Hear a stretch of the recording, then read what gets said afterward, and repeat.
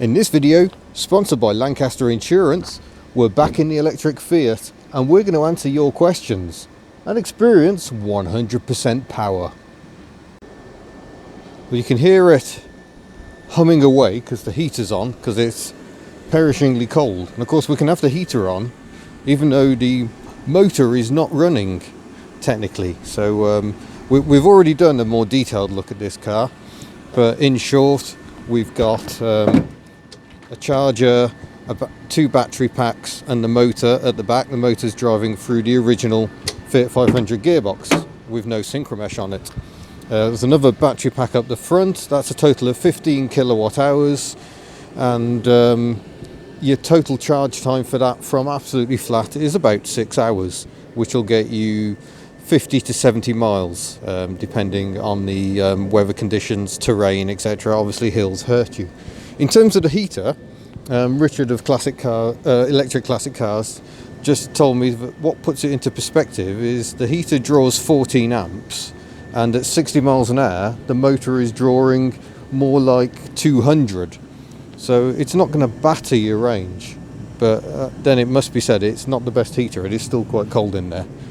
But I think that's enough waffle. Let's go and see what it's like to drive now it has 100% power, because the first time we drove this car it was still in testing mode at only 60% power.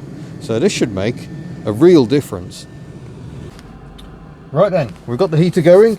I can't say it's making a huge difference, so I'm going to put my gloves on. But then I was freezing cold in earlier as well. I've even adopted a hat. But we've already got it turned on, so you can hear the fan running. We've got the red light which tells us it's armed and ready to go, because otherwise you've got no clue that it's running. So you need something to tell you. So we put it in third gear. I don't need to use the clutch because the motor isn't spinning at the moment. And here we go. Make sure all is clear.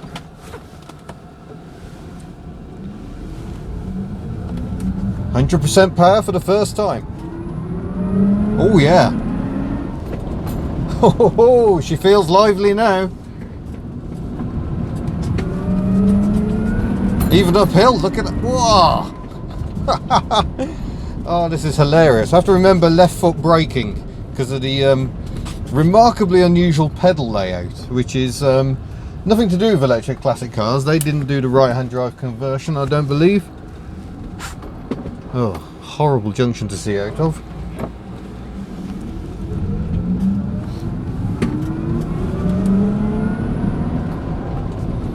So now we're not using second gear around town, we're just straight into third, and it's got the torque to do that quite easily. Self-cancelling indicator is terrible.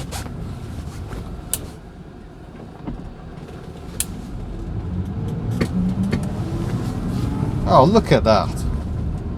Zafira owners for you. I'm glad their hopelessness was caught on camera there. It's a disgusting colour as well. Downside of little cars. Llanny isn't feeling quite so friendly today. That's Llanny Lois here in mid Wales. It is bitterly cold outside. Absolutely terrifyingly so, in fact. So we'll go and play on the same route we played on last time, although perhaps not too far into the hills because it is quite snowy. Other changes since I last drove this car: the ignition barrel on the column has gone, so now the only control is this one on the middle of the dash. The heater has actually been upgraded slightly and is working better, but it's still not exactly pumping out the heat. A bit more of a summer car. So we're coming up here on part throttle now. I'm going to give it some beans. Yeah, that's a lot better than it was last time. I think we're still in a 30 zone though. Let's calm it down a bit. Oh yes, there's the national speed limit sign. We'll wait for it and give it a bootful. Here we go.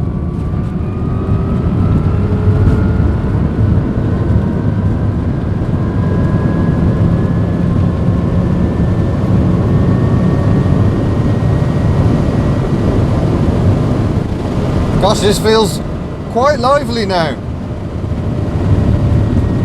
Whoa, watch out, pigeon. So it's still slowing down as the gradient really kicks in. But as soon as it starts levelling out, she's off again.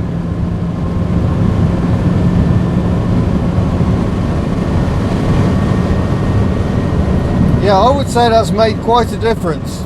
So we're now at 100%. The car has done a good few hundred miles of testing just to make sure all is okay. I think some work's been done on the rear suspension just to make sure that was all good. There was a washer not quite in the correct place before, so a slight bit of a knock on the back.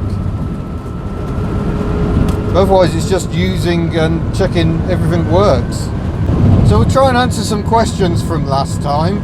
One question was about the weight of the car, and they haven't weighed it, so we haven't really got a firm answer on that. But certainly it's not sitting down on its suspension, so I don't think there can have been a great change in weight overall. I'm having to concentrate, it's looking a little icy up here. Another question was about how long it takes to do the conversion, and they look at about 4 weeks in total. So that includes all the work, all the shakedown, that's everything from start to finish once they have all the parts assembled. And they can actually sell a kit to enable you to convert your own 500, but I think the kit retails at something like £17,000, so it's still not a cheap option. Another question was about the batteries. I said they're Tesla batteries, parts of a Tesla battery pack. I mean, a Tesla battery pack is much larger, so this is three sections of a Tesla battery to give 15 kilowatt hours, and yeah, they come from crashed Teslas, and it isn't that Teslas are crashing necessarily, it's that people sometimes crash into Teslas, and modern cars these days, it doesn't take a lot to write them off.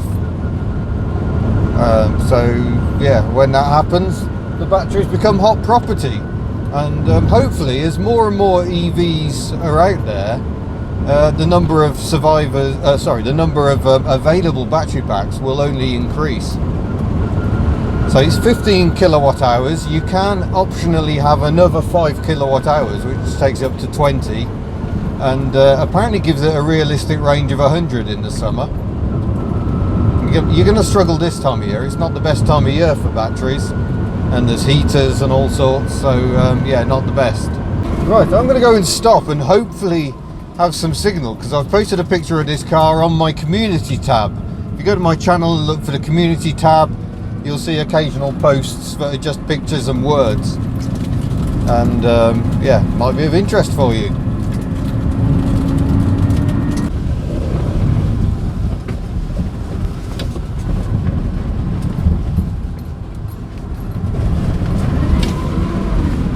Woohoo!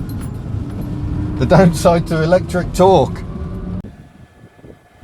Not a bad spot, is it? I've still got the heater running because it's so blooming cold. I'm getting back in. Oh, yes, that's some view. Well, we've got some hilarious comments about milk floats on the channel, so maybe I shouldn't have asked. We have had one person ask about range and all that, which I think I've covered already. Merzal, is that the correct pronunciation? So I think I've probably answered that. 0 to 60, we'll go and have a bash at one of those. It won't actually quite do 60 in third. 90 kilometers an hour is about where she gets to. That's 56. Just check my blind spot. All is well. Yeah, so I think we've answered that one. Where do the batteries come from? They're Tesla batteries. What else was the question? I've not got to remember it. There's a downside to using your phone as a camera. Yeah, various other queries. I should have done a better job of this. But there you go, that's Hubnut. It does have regenerative braking, so as you come down a hill and come off the throttle, the motor turns into a generator and starts charging the battery back up. But obviously you only get a fairly small percentage back in of what you took out, especially on a rear wheel drive car. You can't be too aggressive with the regen or you end up unsettling the handling. It's like having the rear brakes suddenly come on quite hard. If we're ready, we shall try 0 to 60. It's of a slightly uneven start. It's not ideal, but we'll see how she does.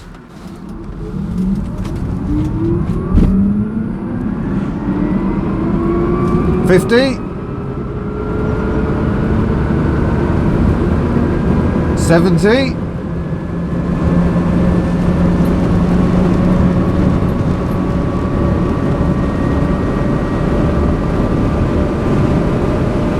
and that's us at 90.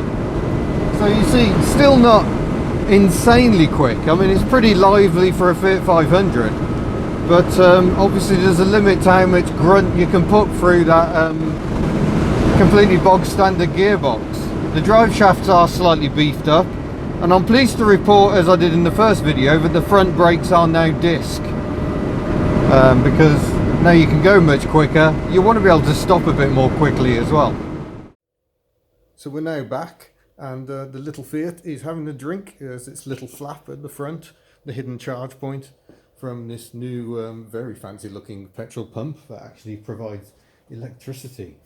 Very smart unit. So I mean, it's only charging up a 13 amp rate. You could fit an optional charger if you wanted, but it would make it an awful lot quicker. But I'll show you this little car charging up. It is going to be for sale. This car actually belongs to Electric Classic Cars. It hasn't been built for a customer. They've already built several 500s for customers, but this one is owned by Richard outright. And yeah, you can visit their website to find out more details. Asking prices to be agreed, but yeah, it ain't going to be £5 grand. I'd suggest it's probably going to be upwards of 20, but one exciting little package for somewhere like London. Absolutely hilarious. Although I've had a lot of fun driving it around in mid-Wales, which just goes to show electric cars are not just for cities. And if you're upset by this car and think it's an abomination, then you probably don't want to look over here. Anyway, back to the road test. So we've just had one more question come in, just pulled over just to quickly check my phone, and it's about the smell. What does it smell like? And it is true, it doesn't smell, obviously there's no exhaust, there's no heater taking heat from around the engine, the old heat exchangers. It would be quite fumey originally. So yeah, it doesn't have that. But there you go. I hope you've enjoyed this second look at the Fiat 500. A lot better. It just feels a lot more viable with 100% power now. And you just forget it's electric, to be honest. You just put your foot down and go. And it's amazing how quickly you get used to it. We're down to 31% battery now, so we've had a good run out. And unfortunately, it's in kilometres. And I can't remember how many kilometres we've done. We'd have to do the conversion, and I can't do that. But it looks about right for the 50 mile they reckon at this time of year. Probably get 70 around town, I should imagine, especially in the summer. So I shall say thank you very much for watching. Thanks to Electric Classic Cars for letting me have a look. Look in the description below, and for a link from my sponsor, Lancaster Insurance. Thank you. And yeah, I shall see you in a future video. Farewell.